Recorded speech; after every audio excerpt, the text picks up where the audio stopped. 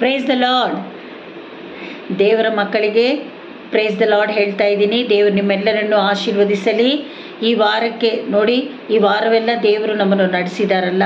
ಬನ್ನಿರಿ, ಈ ದಿನ ದೇವರು ನಮಗಾಗಿ ಏನು ವಾಕ್ಯ ಕೊಟ್ಟಿದ್ದಾರೆ ಎನ್ನುವುದು ಧ್ಯಾನ ಮಾಡೋಣ. ಬನ್ನಿರಿ ಎಲ್ಲರೂ. ಈ ದಿನಕ್ಕಾಗಿ ತೆಗೆದುಕೊಂಡಿರುವಂಥ ವಾಕ್ಯ ಯೆರೆಮೀಯ 23.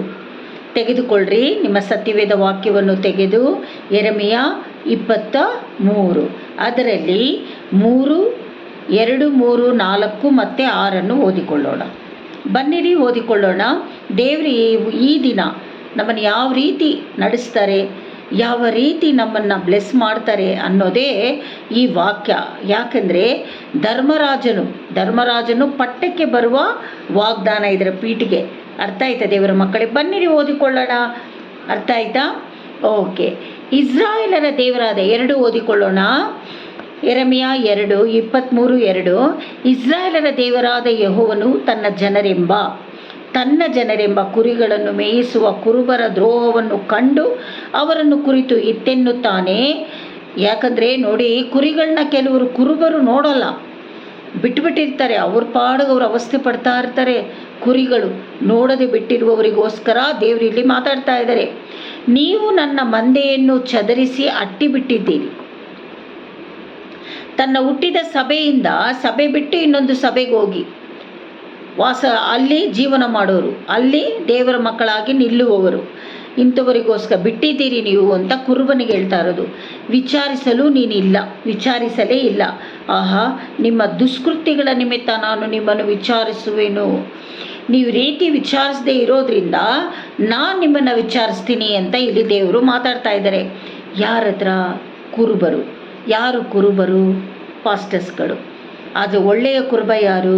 ಯೇಸು ಸ್ವಾಮಿ ಅಲ್ವಾ? ಬನ್ನಿರಿ ಓದಿಕೊಳ್ಳೋಣ. 3 ಓದಿಕೊಳ್ಳೋಣ. 23:3.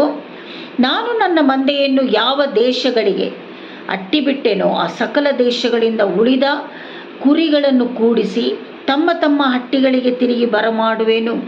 ಎಲ್ಲೆಲ್ಲಿ ಚದರಿ ಹೋಗಿದ್ದಾರೋ ಆ ಕುರಿಗಳನ್ನೆಲ್ಲ ನಾನು ವಾಪಸ್ಸು ಕರ್ಕೊಂಡು ಬರ್ತೀನಿ ಅಂತ ದೇವರು ವಾಗ್ದಾನ ಮಾಡ್ತಾ ಇದ್ದಾರೆ. ಅವು ದೊಡ್ಡ ಪೀಳಿಗೆಯಾಗಿ ಹೆಚ್ಚುವವು. ಆ ಸಭೆಯಲ್ಲಿ ದೊಡ್ಡ ಸಮುದ್ರವಾಗಿ ಪೀಳಿಗೆಯಾಗಿ ಹೆಚ್ಚುತ್ತೆ ಆತ್ಮಗಳು ಅಂತ ಇಲ್ಲಿ ದೇವರು ಮಾತಾಡ್ತಾ ಇದ್ದಾರೆ. 4 ಓದಿಕೊಳ್ಳೋಣ. 23:4. ನಾನು ಅವುಗಳ ಮೇಲೆ ಕುರುಬರನ್ನು ನೇಮಿಸುವೆನು, ಅವರು ಅವುಗಳನ್ನು ಮೇಯಿಸುವರು. ಅವು ಇನ್ನು ಭಯಪಡವು, ಬೆದರವು, ಅವುಗಳಲ್ಲಿ ಒಂದೂ ಕಡಿಮೆಯಾಗದು. ಇದು ಯೆಹೋವನ ನುಡಿ. ದೇವರು ಹೇಳ್ತಾ ಇದ್ದಾರೆ, ಅವ್ರನ್ನ ನಾನೇ ಮೇಯಿಸ್ತೀನಿ. ಅವುಗಳನ್ನು ಅವ್ರೇನು ಮಾಡ್ತಾರೆ? ಯಾರನ್ನು ನೇಮಕ ಮಾಡಿರ್ತಾರೆ ದೇವ್ರು ಇವಾಗ ಕರ್ಕೊಂಬಂದು ಯಾರನ್ನ ನೇಮಕ ಮಾಡಿರ್ತಾರೋ ಅಂಥ ಕುರುಬರು ಅವ್ರನ್ನ ಮೇಯಿಸ್ತಾರೆ.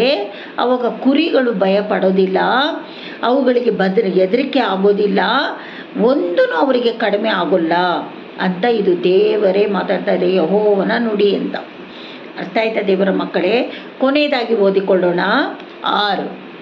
ಅರ್ಥ ಆಯ್ತಾ? 23:6. ಇಸ್ರಾಯೇಲರು ನೆಮ್ಮದಿಯಾಗಿ ವಾಸಿಸುವರು. ಯೆಹೋವನ ಚಿತ್ಕೇನು ಅಂದರೆ ಯೆಹೋವನೇ ನಮ್ಮ ಸದ್ಧರ್ಮ ಎಂಬ ಹೆಸರು ಅವನಿಗಾಗುವುದು. ಈ ಕುರಿಗಳೆಲ್ಲ ಯಾರು ದೇವರ ಮಕ್ಕಳೇ? ಇಸ್ರಾಯೇಲ್ ಮಕ್ಕಳು. ಅರ್ಥ ಆಯ್ತಾ? ಅವರು ನೆಮ್ಮದಿಯಾಗಿ ವಾಸ ಮಾಡ್ತಾರಂತೆ. ಎಲ್ಲೆಲ್ಲಿ ಚದರಿ ಹೋದರೋ ಅವ್ರನ್ನ ವಾಪಸ್ಸು ಕರ್ಕೊಂಡು ಬಂದು ಅವರಿಗಾಗಿ ಒಂದು ಕುರುಬನನ್ನು ನೇಮಕ ಮಾಡಿ ಭಯ ಪಡೆದೀರ, ದಿಗ್ಭ್ರಮೆಗೊಳ್ಳದೀರ ಅವ್ರು ವಾಸ ಮಾಡ್ತಾರೆ ಅಂತ ಹೇಳಿದ ದೇವರು ಇಲ್ಲಿ ಹೇಳ್ತಾ ಇದ್ದಾರೆ, ನೀನು ನೆಮ್ಮದಿಯಾಗಿ ವಾಸಿಸುತ್ತೀಯಾ ಅಂತ ಹೇಳ್ತಾ ಇದ್ದಾರೆ. ಹಾಗಾದರೆ ಯಾರು ಹೇಳಿದ್ದು? ಯೆಹೋವ ಚಿತ್ಕೇನು. ಯೆಹೋವ ಚಿತ್ಕೇನು ಅಂದರೆ ಏನು? ಯೆಹೋವನೇ ನಮ್ಮ ಸದ್ಧರ್ಮ, ಯೆಹೋವನೇ ನಮ್ಮ ದೇವರು, ಯೆಹೋವನೇ ನಮ್ಮ ಮಧ್ಯಸ್ಥನು, ನಮ್ಮ ಬಂಡೆಯು, ನಮ್ಮ ಕೋಟೆಯು, ಸಕಲವೂ ಆಗಿದ್ದಾನೆ ಎಂಬ ಹೆಸರು ಅವನಿಗಾಗುವುದು. ದೇವರು ಮಾಡುವ ಅದ್ಭುತಗಳ ಮೇಲೆ ಕರ್ತನ ನಾಮ ಮಹಿಮೆ ಪಡುತ್ತದೆ. ಅರ್ಥ ಆಯ್ತಾ ದೇವರ ಮಕ್ಕಳೇ? ದೇವರು ನಿಮ್ಮನ್ನು ಕೈ ಬಿಟ್ಟಿಲ್ಲ. ನೀವೇ ಪರೀಕ್ಷೆ ಮಾಡಿಕೊಳ್ಳ್ರಿ, ಯಾವ ರೀತಿ ದೇವರು ನಿಮ್ಮನ್ನು ನಡೆಸ್ತಾ ಇದ್ದಾರೆ. ಸಭೆಗಳನ್ನು ಬಿಟ್ಟು ಎಲ್ಲಾದರೂ ಓಡೋಗಿದ್ದೀರಾ? ಬೇರೆ ಎಲ್ಲಾದರೂ ಸಭೆಗಳಿಗೆ ಹೋಗಿದ್ದೀರಾ? ಪರಿಶುದ್ಧಾತ್ಮ ಹೇಳಿ ನಿಂತಿದ್ದೀರಾ? ಇಲ್ಲ ಪರಿಶುದ್ಧಾತ್ಮನ ಹೇಳದೇ ಇರುವ ಸ್ಥಳದಲ್ಲಿ ನಿಂತಿದ್ದೀರಾ? ಎಲ್ಲ ಪರೀಕ್ಷೆ ಮಾಡಿ ಪರಿಶುದ್ಧಾತ್ಮನ ಹತ್ರ ಕೇಳಬೇಕು. ದೇವರು ಹೇಳ್ತಾ ಇದ್ದಾರೆ, ಅವ್ರನ್ನೆಲ್ಲ ನಾನು ವಾಪಸ್ಸು ತನ್ನ ಮನೆಗೆ ಕರ್ಕೊಂಡೋಗ್ತೀನಿ. ಕರ್ಕೊಂಡೋಗಿ ಕುರುಬನನ್ನು, ನಿಮ್ಮನ್ನು ನೋಡುವ ಕುರುಬನನ್ನು ನೇಮಿಸ್ತೀನಿ. ಅವರು ಸುಖವಾಗಿ ನೆಮ್ಮದಿಯಾಗಿರ್ತಾರೆ, ಭಯಪಡೋದಿಲ್ಲ, ಹೆದರೋದಿಲ್ಲ, ದಿಗ್ಭ್ರಮೆಗೊಳ್ಳೋದಿಲ್ಲ ಅಂತ ದೇವರು ಹೇಳ್ತಾ ಇದ್ದಾರೆ.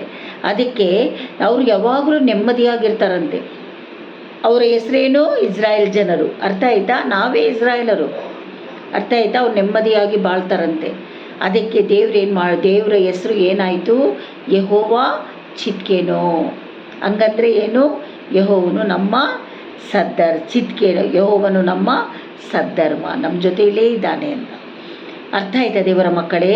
ಹಾಗಾದರೆ ಅಂಥ ಒಳ್ಳೆಯ ದೇವರನ್ನು ನಾವು ಪಡೆದುಕೊಂಡಿರುವುದು ನಮ್ಮ ಭಾಗ್ಯವಲ್ಲವೇ?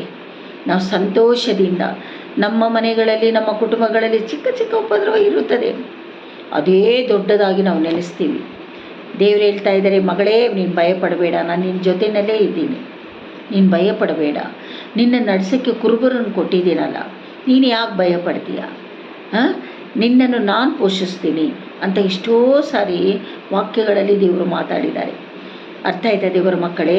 ಅದಕ್ಕೆ ಇಂಥ ಒಳ್ಳೆಯ ದೇವರನ್ನು ಪಡೆದಂಥ ನಾವು ಸಂತೋಷದಿಂದ ಆಲಯಕ್ಕೆ ಹೋಗಿ ಆತನ ನಾಮ ಮಹಿಮೆ ಪಡಿಸಬೇಕು. ಅರ್ಥ ಆಯ್ತಾ ದೇವರ ಮಕ್ಕಳೇ? God bless you.